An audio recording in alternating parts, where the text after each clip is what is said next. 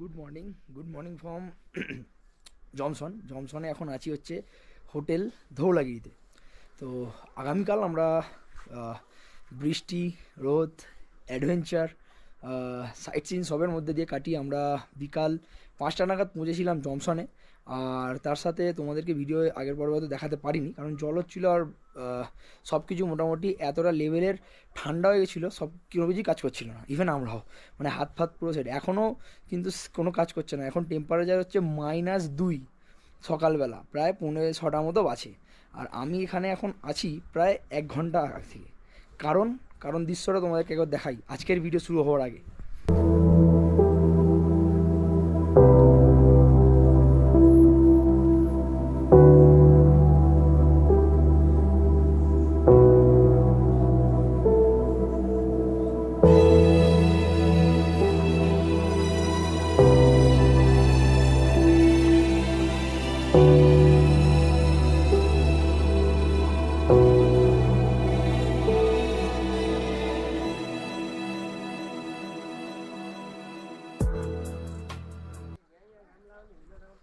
একদম এই হচ্ছে রানওয়ে, মানে এয়ারপোর্ট, ও জমসন এয়ারপোর্ট। আর তার সাথে মোটামুটি এখন রেডি হয়ে গেছি আর বেরোবো হচ্ছে 5-7 মিনিটের মধ্যে। তোমাদেরকে দেখাবো মুক্তিনাথ দর্শন এবং তার যাত্রা।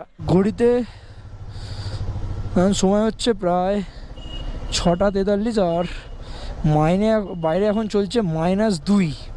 আর এই হচ্ছে এখন জমসন, বেশ সানি ওয়েদার। আর আমরা বেরোতে চলেছি মুক্তিনাথে।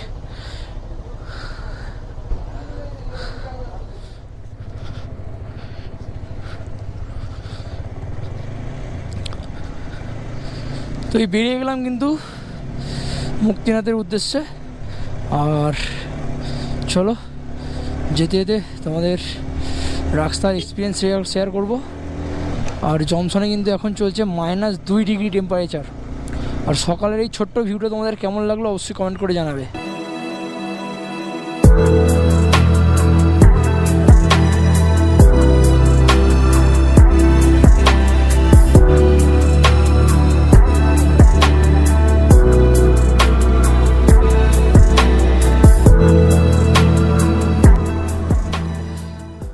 জাস্ট জমসন থেকে 1-1.5 কিলোমিটার মতো এলেই কিন্তু তোমরা পাবে এই চেকপোস্ট, যেখানে আমাদের শো করতে হবে পারমিট।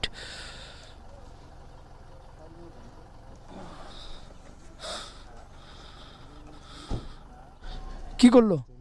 স্ট্যাম্প মেরে দিল। আচ্ছা, ভানসারটা দেখলো নাকি? না না, এই দুটো থেকে স্ক্যান করে এন্ট্রি করলো। ও আচ্ছা আচ্ছা, ঠিক আছে।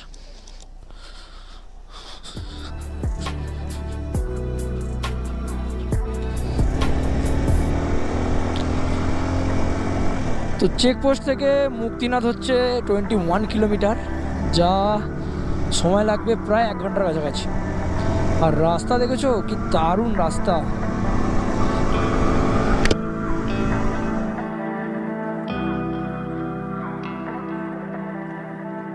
জাস্ট জমসম থেকে একটুখানি এগিয়েছে তোমরা কিছুটা এরকম একটা ভিউ পাবে, ব্যাক সাইডে স্নো ক্যাপ মাউন্টেন্স।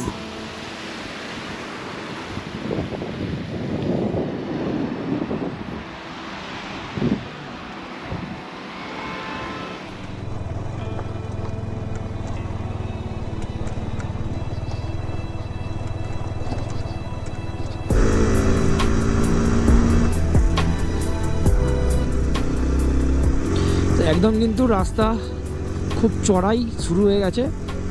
আর এখান থেকে মাত্র 10 কিলোমিটার হচ্ছে মুক্তিনাথ।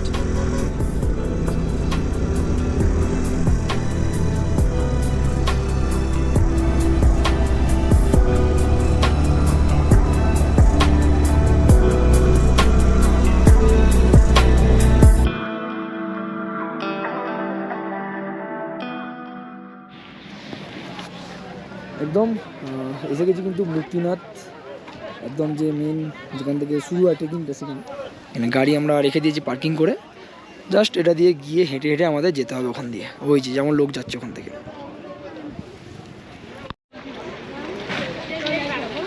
এই জাস্ট একদম হাঁটা শুরু করছি, হচ্ছে স্টার্টিং পয়েন্ট থেকে মোটামুটি ওই 2 কিলোমিটার মতো ট্রেক করতে হবে।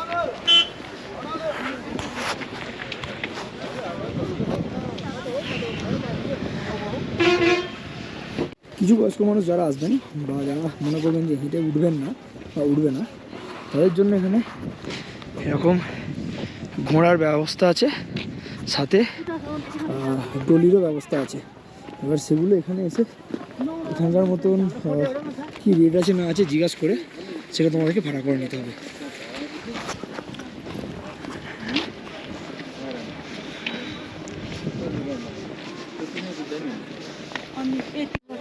মুক্তিনাথ দর্শন করতে কত দর্শনার্থী আর কত টুরিস্ট এখানে যাচ্ছে।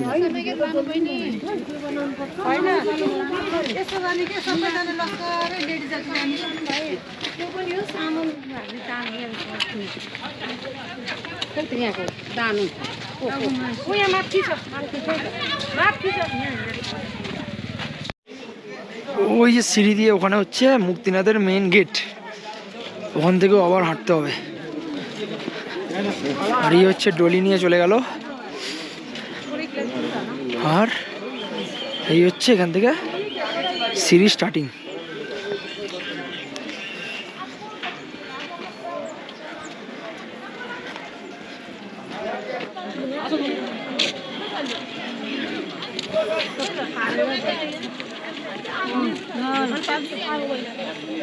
এই হচ্ছে সিঁড়ি, যেখান থেকে আমাদের সিঁড়িতে করে উঠে যেতে হবে হচ্ছে মুক্তিনাথের দর্শন।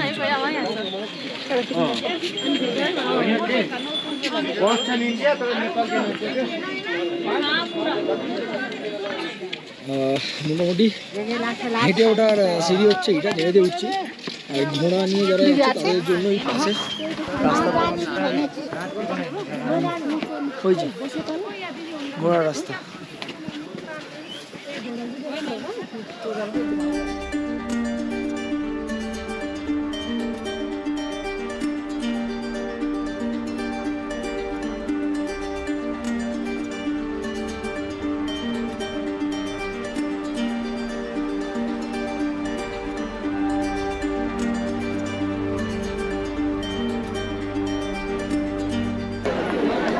ফাইনালি হেঁটে পৌঁছালাম হচ্ছে মুক্তিনাথ। আর এখানে লোকের দর্শনার্থীদের ভিড়টা একবার শুরু দেখো।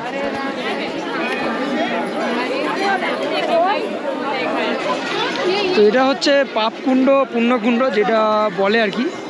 তো এখানে আমরা স্নান করবো, তোমাদেরকে আমাদের 108 ধারা স্নানও তোমাদেরকে দেখাবো, তার সাথে এটাও দেখাবো।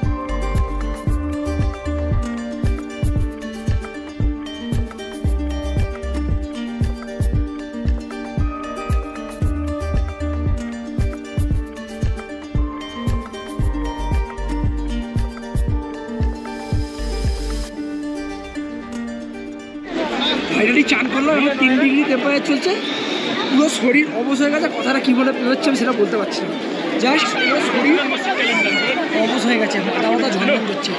চলো তাদের চেঞ্জ করি।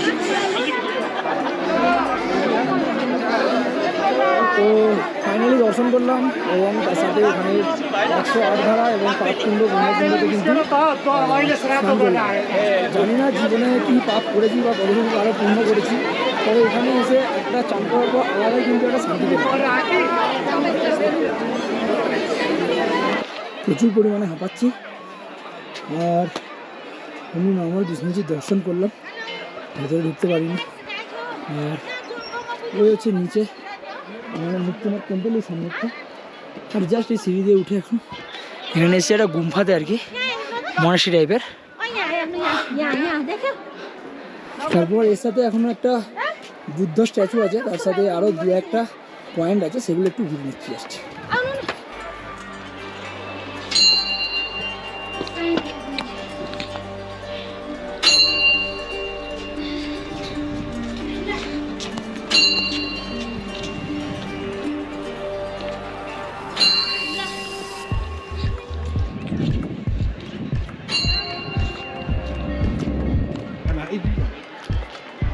চলো।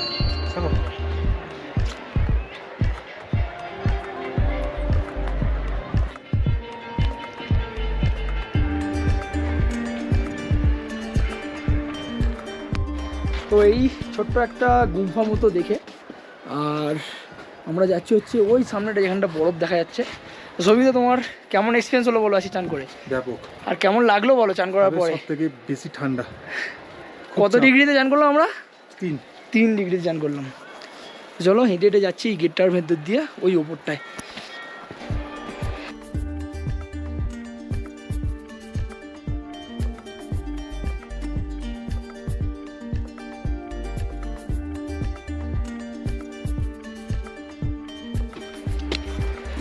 মুক্তিনাথে স্নান করার পর তোমরা যদি ক্ষমতা হয়, কারণ প্রচুর হাই অ্যালটিটিউড, এটা প্রায় খুব খারাপ হলো 11,000 ফিটের কাছাকাছি আমরা আছি।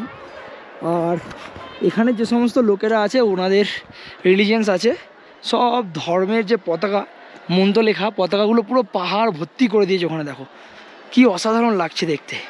আর তার সাথে এই হচ্ছে অন্নপূর্ণা সার্কিটের পুরো রেঞ্জ, এটা কিন্তু পুরোটা অন্নপূর্ণা সার্কিটের স্নো ক্যাপ মাউন্টেনের পাশ থেকে নিচ থেকে অসাধারণ দেখতে লাগছে।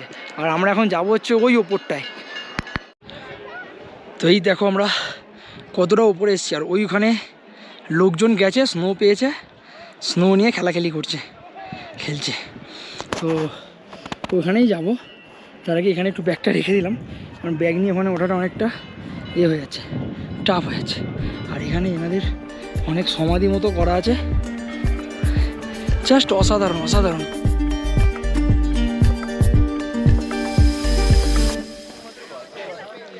তো নিচ থেকে যে জায়গাটা দেখছিলাম সবাই এসে এখানে বরফ নিয়ে খেলাখেলি করছে। দেখো এখানে বরফ আছে, আর এইভাবে উঠতে হয় এখানে। হো দারুণ দারুণ। নেপালে এসেও একটু বরফ তো দেখতে পেয়েছি, মনে একটু তৃপ্তি আসছে যে এতটা ওঠার পরেও একটু বরফ পেয়েছি। আর এখানে একটু পরে মানে বিকালের পর থেকে ওয়েদার দেখাচ্ছে -6 চলে যাবে।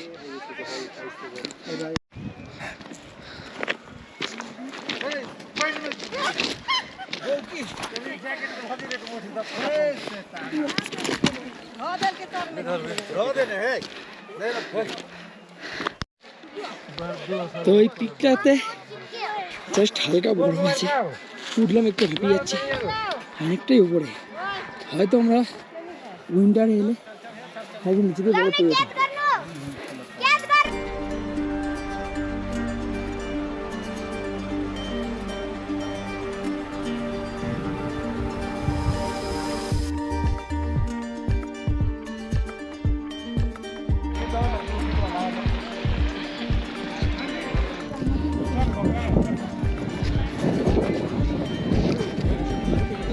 তো এই হচ্ছে বুদ্ধ মূর্তি, আর বসে আছি স্নো ক্যাপ মাউন্টেনের ফুল রেঞ্জ অফ অন্নপূর্ণা।